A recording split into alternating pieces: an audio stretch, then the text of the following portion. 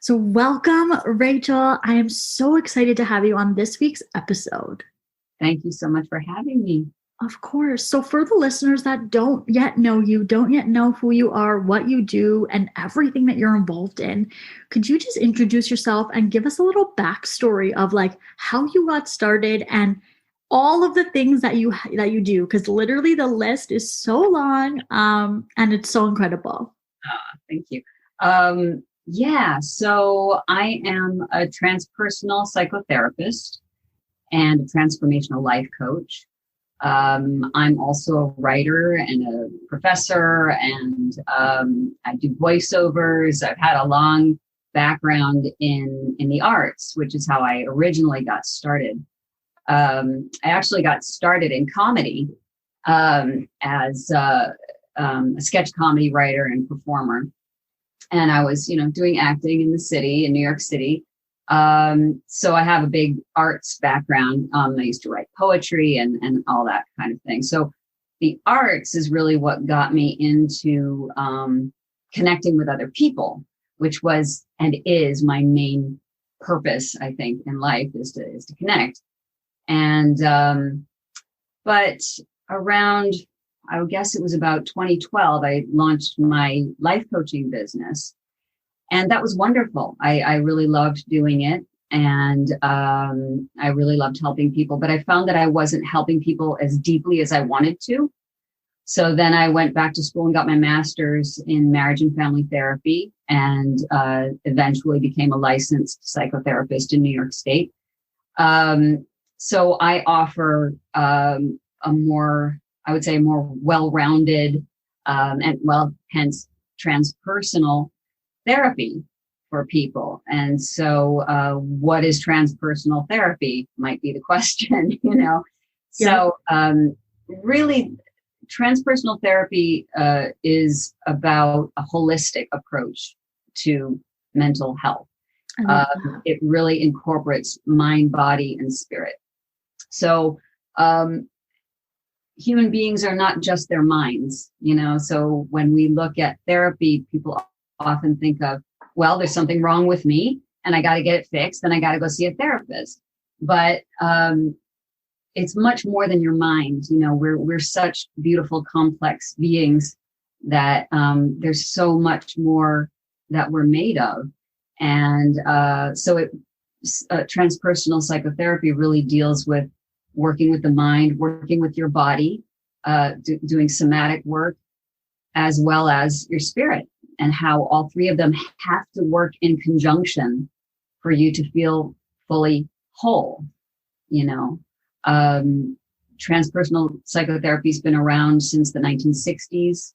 Abraham Maslow, Viktor Frankl, Carl Jung actually started the interest in the self, in individuating, which is to combine your conscious and your unconscious and synthesize them into an actual being. And of course, that incorporates a lot of your spirit as well. So, and he's established his work in the early 20th century. So this has been around for a while. But yeah, so my approach is very much integrating mind, body, and spirit with my patients and helping them to develop what I call the foundation of self, which is really necessary to negotiate any conflicts that might arise in our life. So that was going to be my next question, was what is the foundation of self? What does that mean? What does that relate to? I know you speak about it a lot. Mm-hmm. For someone who's like, I've never heard that term before, I have no idea what that means. Just a little info more on that foundation of self. Yeah. So the foundation of self is basically, well, who am I? What am I doing here? Why is it so difficult to just be who I am or find out who I am? So the foundation of self is really, how are you showing up in the world? What does it mean to be you? One of the beautiful things about being human is that there are so many different types of people, and each one of us is beautifully unique. So yes, of course, I talk a lot with patients about the interconnectedness of everything. So, that's a paradox. Well, if we're all interconnected, why am I so special and different? Because you have to be. You are. Of course you are. There's no Gabriella except Gabriella. You can't be anyone other than who you are. There's no Rachel but Rachel. So when we look at the foundation of self, what we're trying to do is find out, what is your spark? What is your vital essence? Where is the strength in that? Because we all have it. We all come from, okay, we'll do a little physics now. We all come from the same place. If you think about how life came into being in our cosmos, the Big Bang, right? Started everything. We're all connected in that way. And if we want to take the spiritual side of it, well, what caused the Big Bang? Well, we don't know, but we know it was something pretty incredible and something mysterious and wonderful and full of love and creation. And we're connected to that because we are the children of that. So when we take that as the first step toward creating a foundation of self, when you realize, oh my goodness, I came from this great mystery. I hold that spark of great mystery within me. That's a beautiful place to start. So the foundation of self is, first of all, to remember where you came from, remember where your home is, and how we all came from that place. And so each of us has that potential to tap into that spark of mystery and carry it within us. I love that. So I know that you are also a student of shamanic study. And so do you help clients access that through shamanic journeying, through the shamanic drumming that you do? Want to talk a little bit about like shamanism and how that kind of plays into all of the things that you do and how you tie that into the spirit aspect of your work? Yeah, that's a great question. My work with shamanism is something that it's my spiritual path. So when I work with patients, what I say is, this is what I do. Whatever your spirituality is, that's what we'll focus on. I certainly have patients who are interested in shamanic work. And then, yes, I will, if they are not familiar with it already, I'll teach them how to journey. I will do some shamanic healing through drumming, which is my modality. Of course, not anymore because we're not able to really be in person, together. But once this all passes, I intend to work with people one-on-one again in my studio. But I can certainly teach shamanic journeying. And what is shamanism? So that's a spiritual practice. It's not a religion. It's a spiritual practice that's dated back 40,000 years. In fact, many of the religious practices today are based in shamanic practices. If we think about, for example, the 4 stations of the cross in Christianity, that's very similar to the 4 directions in shamanism. So when we call in the 4 directions. So there's a lot of carryover and bleeding into other practices, which is what's beautiful about shamanism, because shamanism is really here for healing only. We heal ourselves, our loved ones, animals, the planet. We work with weather, but we work with the energy, or you may say the spirit of everything, whether it's sentient or non-sentient. Everything has energy. And I'm a bit of a scientist too, so I like to everything. I love that.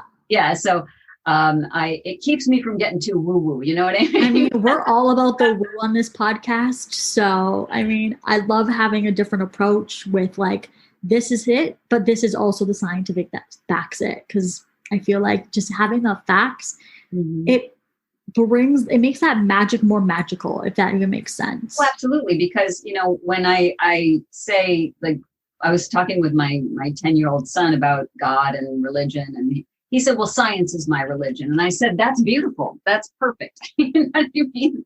So that there is a great mystery in science too. Scientists don't know everything. And there is this beautiful unknown that I think speaks a lot to spirituality. But so in shamanic practice, we're really connecting with energy, spirit of whatever it is we need to communicate with. And you can do that with anything. I'm looking out my window at this beautiful tree, and I can speak with it. I can feel its energy, and it can feel mine. And that's just energetic exchange, which of course is also science. Mm-hmm. But so I will work with patients shamanically if they request that. Okay. Otherwise, I will, and in fact, it's one of the first questions I ask when I do an intake is, what's your spirituality? How do you align? And interestingly, a lot of people say, I don't know. I know there's something, but that's why I'm coming to you, is I want to work on that. That is something I do with patients as well. Some people practice a specific religion, and then we'll work with the spirituality in that. So it depends. I love that. I love that it's just so open, and you're like literally just targeting the person's specific like soul and preferences and like what they relate to. So that's beautiful. Yeah. It's the same message, different language. I love that. Oh, what got you started on your shamanic journey? Like, how did you go from like being in school and getting those degrees to being like, this is also my path, and then going down the road of becoming a shaman and integrating that into your own life? How did you get the call? When did you get the call? Or just sort of what was going on before you just took that in as a part of your life? I love that question, because as I'm thinking of myself, I'm thinking of so many other people and their journeys too. I will specify, this is just something for me personally. A shamanic practitioner will never call themselves a shaman. Okay. That's for the community to decide. Got it. So there's a joke that in my training, like if someone calls themselves a shaman and they haven't been recognized by their community as a shaman, run from that person, Right. So, but I feel like that's why at the beginning I was like, you're a student of shamanic studies, because perfect. I'm like, I don't know the lingo. No, of course. But so it's really important. And it's also, I don't want your listeners to feel that I am calling myself a shaman. Got it. I feel like that term is thrown around a lot. Yeah. So I'm really happy that you said that. Yeah. So what got me there? Well, what happened was that I fell into it as a child. Okay. I grew up, we were speaking before we started, upstate New York, like way upstate, near Canada. Yeah, almost in the hood. Almost in my hood. That's right. I'm on the other side of the pond there, and so I spent a lot of time outdoors. I spent a lot of time really connecting with nature. That's my specific area in shamanic work. Well, people would say, well, that's all shamanic work, but working specifically with plants and weather, and felt very connected, as though I would go out into my yard, and my father had planted all of these pine trees, and I would stand among them like they were my friends and hold their hands, hold the branches and dance with them. Oh my gosh, I love that. Yeah. And so I didn't know that I was able to communicate in that way. It seemed natural to me. And the reason that I got excited when you asked the question is I think a lot of people have that experience, and that's one of the beautiful things about shamanism, is that it's so universal. But so then I forgot about it, because you become a teenager and all you want to do is, go out and date and do those things. And it wasn't until my early 40s, I think, that a couple of friends had gotten into shamanic work, and I thought, well, that's really interesting. But my spiritual advisor at the time, and still is my spiritual advisor, had said to me, have you ever heard about shamanism? What do you think about shamanism? I said, well, I don't know. My friend does a lot of drumming, but I don't know much about it. And then I started to look it up, and I said, oh my goodness, this is what I've been doing my whole life. So I think it's time for me to start formally training, which I started, I guess, in about 2006 or 7, I think 2007. So, and then I just threw myself into it, and that is the story. I love that. Oh, I love the image of you dancing with the trees. I could totally just picture that. That was beautiful. Okay, so I know that you've also written a bunch of books, fiction and nonfiction, correct? Yes. Awesome. Okay, so let's talk about the book that you wrote called Celebrating Solitude. I feel like alone time is not something that many people talk about, and the importance of it.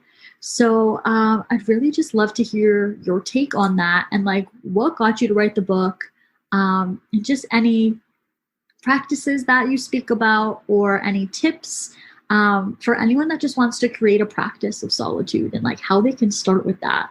Yeah, that's wonderful. Yes, Celebrating Solitude: How to Discover and Honor Your Highest Self. That's the full title. Available on Amazon. And the book came about in my, I guess in my mid to late 30s. My father had just passed away. We were very close. I had just ended a long-term relationship. I'm in Manhattan on my own. And it occurred to me, wow, I may be alone for the rest of my life. And I have to come to terms with that. I have to find a way to make my life livable and joyful, even if I'm going to be on my own. And so I just started making notes and notes and notes about how can I enjoy my own company. And as I was doing that, I realized this might be helpful for other people. So I started compiling these notes into a book. And but it really comes from what we were talking about earlier, the understanding that first and foremost, you come from the divine. There's nothing wrong with you. Because one of the first things, especially women, think of is, I can't find a partner. There's something wrong with me. I'm broken. Nobody loves me, right? Like, what's wrong with me? Yeah. So, and that's just not true. It's just not true. And so the book really compiles how to really relook at your life in a way that is more holistic, but also self-celebratory. You have a purpose here. There's something, and I don't mean that you have to do some huge thing in order to make your mark in the world. Just by you being your highest self, you're contributing to the rest of the world. Every time you go out to the grocery store and you interact with the person at the cash register, or every time you talk to a friend on the phone, you're making a difference, So what's solitude have to do with that? Well, we can't really fully learn who we are until we shut off the distractions. So in solitude, now, it's really important to clear up a few definitions here. Solitude is not the same as isolation. Isolation is when you're shutting yourself off from the world because you can't handle it. Solitude is meant to be regenerative. It's plugging in to the source of your joy, your happiness, your bliss, to recharge your batteries so that you can go back out into the world and shine, right? Okay. So part of, in fact, in the book, after you're done with your solitude practice, you go out. There's a whole chapter on re-entry. You know what I mean? So I feel like that, sorry to interrupt, but I feel like that is like so needed, especially in a time like this, because it's like, if you aren't in a relationship or if you aren't with a partner right now, and we're like going back, well, I know in Canada, we're like going back into stricter measures, and there's going to be like probably another quarantine again where you're like stuck with yourself. And I don't like to use the word stuck, but that's sometimes what it feels like when you're alone. Right. And so I feel like this would be an amazing experience to take something that you really have no control over and then make the most of it. So when we do get to go back out there, you are your best self and you are channeling that higher self version of you. Yes, absolutely that. I love that. Yeah. And so that's another really, thank you for bringing that up. That's another really important point, especially now. We've been given this gift. And I know it doesn't sound like that because it's such a horrible disease. I've been saying it from day one. I'm like, we all just need to like go back inward. This has been a blessing for everyone to just like pause. Yep. Oh. And stop the distractions and stop going out. Now, this is the other part I wanted to bring up. When we think of solitude, a lot of us have a negative memory. What's the first thing your parents do when they punish you as a child? Go to your room. Time out. Go to your room by yourself. Think about the terrible things you've done and don't come out. What a terrible way to spend your time alone, right?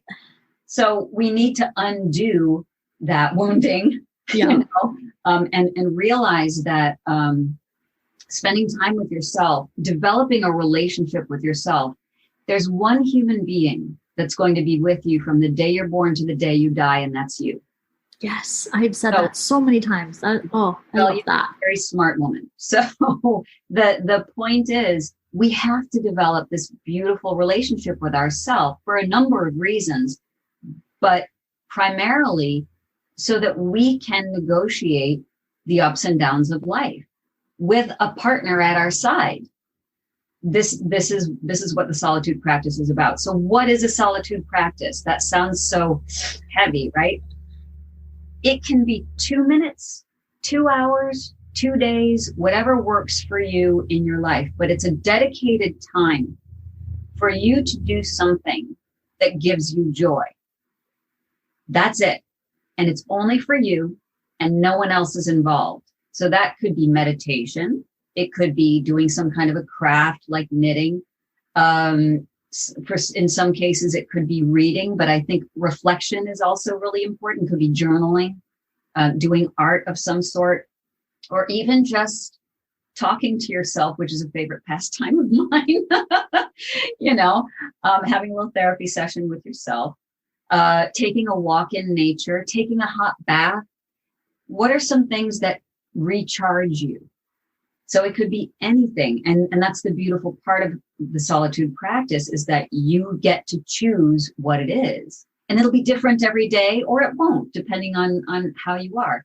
I'm a Virgo. I like to do the same thing every day. So it's how I keep my organization. I'm a Sag. If I do the same thing 2 days in a row, I'm like getting itchy. Yep. Well, nope. I'm Sag rising. I know what that's all about. So I've got the organization, and then I like spontaneity as well. So But the point is that creating this dedicated time that you commit to, and that's really important, is that you make the commitment to do this. What's the point of doing that? The more you do it, and this is again some little science, neuroplasticity, right? We can change the way our brain functions when we dedicate 2 minutes, half an hour, whatever, 2 hours, whatever time we can do. And it can be different every day. Over time, our mind begins to say, oh, I'm important. I'm worth taking some time out for, right? So the practical side of that is, not all of us have, you heard that I have a child, right? So there are obligations. If you have a partner, if you have a child, if you are living at home with your family, and a lot of us are quarantining and there are lots of people around. So how do you do it? You just do it.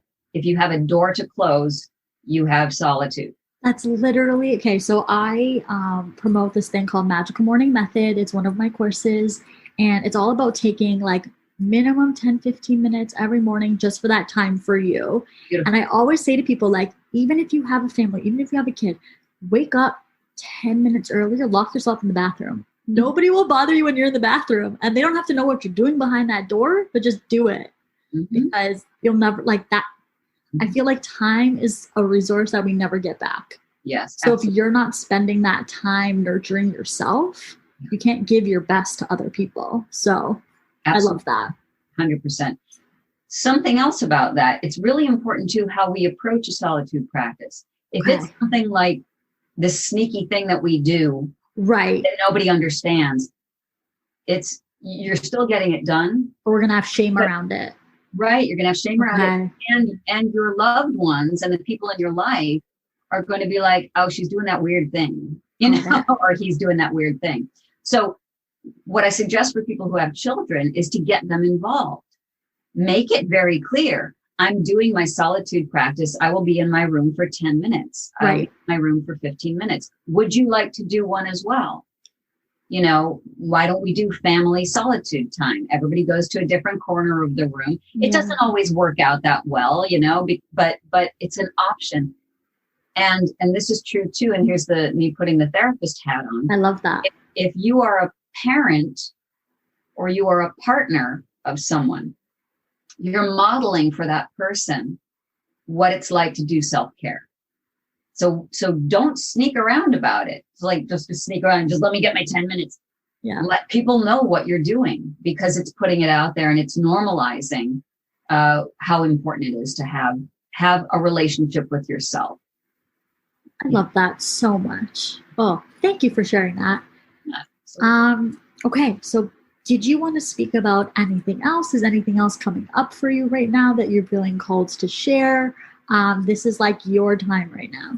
Yeah. Oh, sure. And there is one thing that I think is really, really important, which is I can hear the people saying, but I don't want to spend time with myself, because that's when I start going over all the things that I'm doing wrong. I think that I'm going, there's a reason I watch Netflix. There's a reason I go to the gym. There's a reason, that's why I'm freaking out in quarantine, is because I don't want to do this.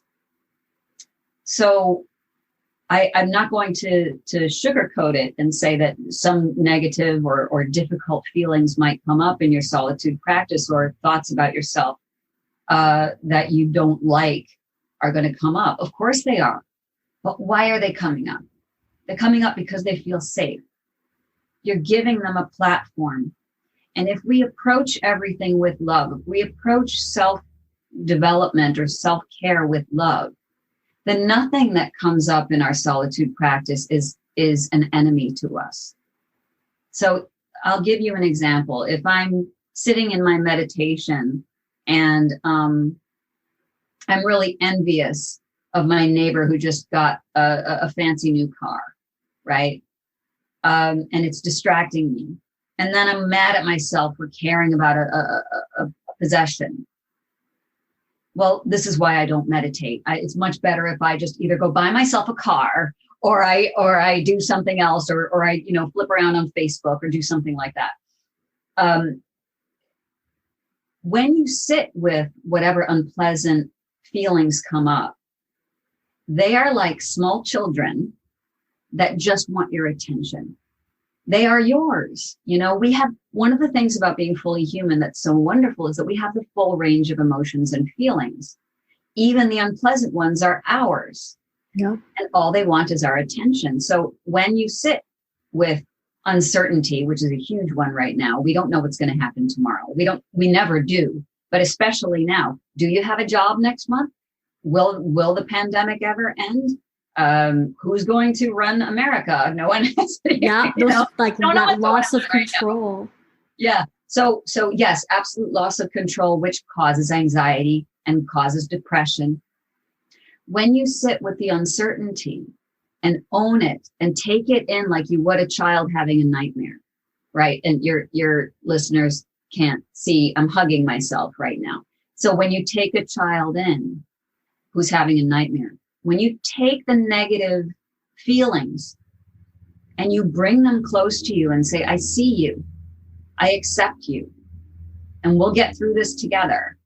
I on my podcast, which is called Self-Talk with Rachel Astarte, the episode 22 is a self-alignment meditation, which teaches you how to sit with unpleasant emotions. You could do that during your solitude practice, right? About 10 minutes. So the point is, don't be afraid of your thoughts, because they are just part of who you are. If you approach them with love, if you accept them, but you don't identify with them, that's the big part, right?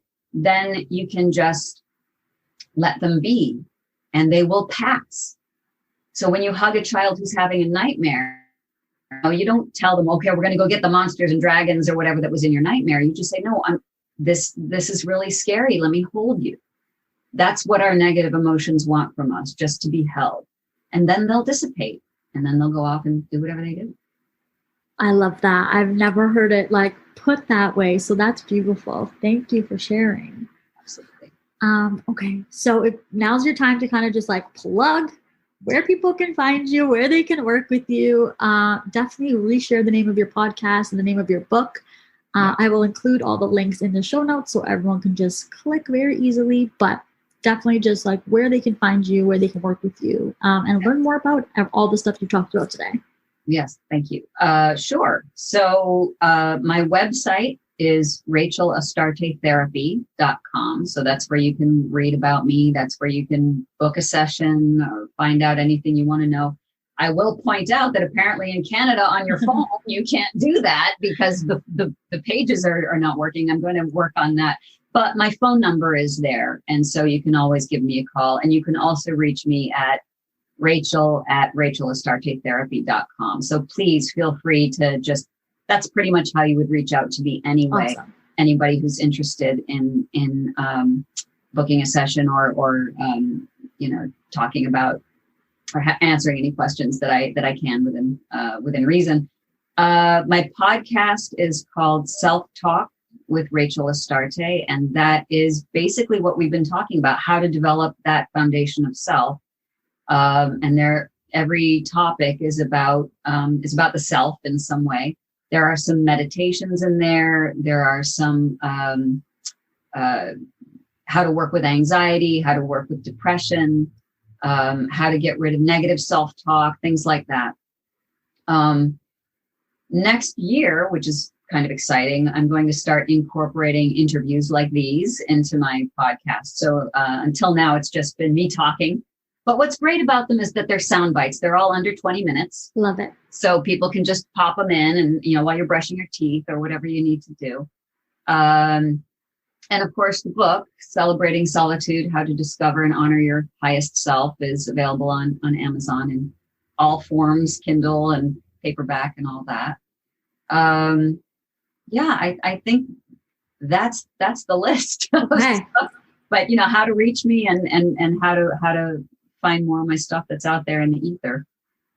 I love that. So again, guys, I'll be sharing all of that info in the show notes. So that way you can just go ahead and reach out to her, buy her book, and definitely take a listen to the podcast.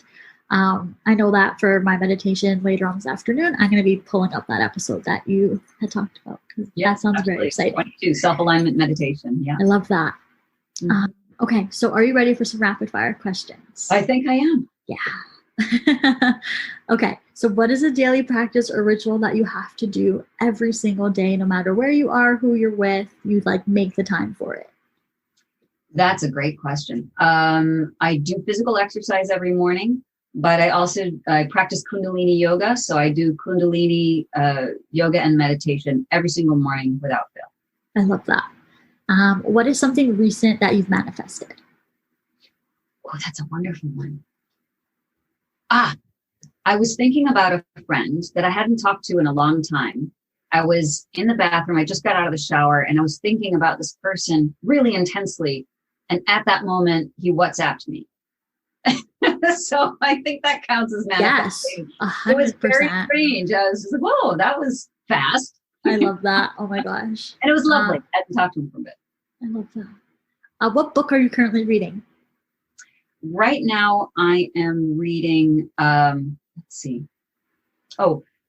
Hold Me Tight by Sue Johnson. It's a book about emotionally focused therapy, about couples therapy. It's a beautiful book for anyone who's in a relationship and wants to find out about, it's basically about attachment theory and how it applies to relationships. Beautiful awesome. Book. Mm-hmm. Okay, what's your secret obsession? So something that not many people know about you. I am obsessed with comedy. I'm obsessed with comedy, particularly stand-up. There is not a stand-up show that I will not watch. I have been into comedy since I could speak, and it is an absolute obsession. I have to have it. I think that comedians are holy people. I do. I love that. And I feel like because you live in New York, you have access to so many good shows. Yeah. You're blessed. I love My that. Who would you want to be stuck in a 10-minute elevator ride with? It's a toss-up between Jesus and Margaret Atwood. Okay. Maybe both very good contenders. Yeah, maybe 5 minutes of 5 minutes. Yeah. Okay, I'm throwing it back to MTV Cribs. And if I were to pull open your fridge right now, what would I find? You would find many stacks of tofu, lots of vegetables, and applesauce for my kid. And what else? There's something really exciting in there that I just made. Oh, there's some kimchi in there, which I'm very excited about. Yeah, I'm a big kimchi fan. Trying to think what else is in there. That's basically the run of it. Yeah. I love that. And then what is your favorite stone or crystal? Oh, moonstone. I go moonstone and turquoise are my favorite things in the whole universe. Yeah. Okay. And then a favorite quote or piece of advice that you've ever been given. Favorite quote or piece of advice I've ever been given. All right, I'll tell you. It's a brief story. Okay, of course.